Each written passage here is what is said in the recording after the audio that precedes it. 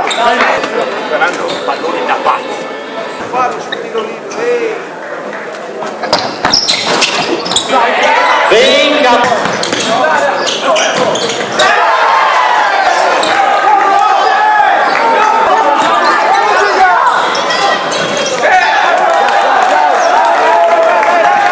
Deve gestire il più 10 con Gianni Lizze che gli porta via l'uomo, una tripla dall'angolo. Amadusa fa saltare la difesa, buca la finale difensiva, scarica Uglietti non attacca il canestro, preferisce andare 1 contro 1 con Bencato e Magli ne coglie perché il piede del basso. In questo frangente adesso non riesce a recuperare il rimbalzo è di Casal Busterlengo che fa un po' di confusione. Ti do anche un 30 secondi di tempo per pensare. Fanno così le cose, visto che è amoruso, però andare fino in fondo, alto recupero, fare le cose giuste nel momento giusto, il recupero, il canestro, la difesa,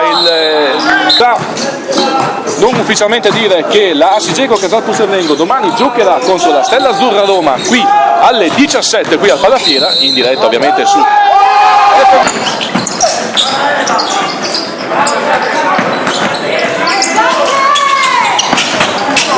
Non falli!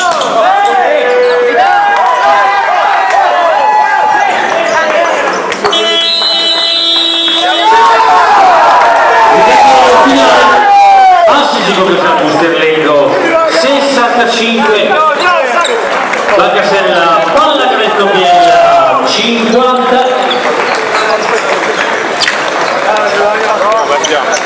Perciò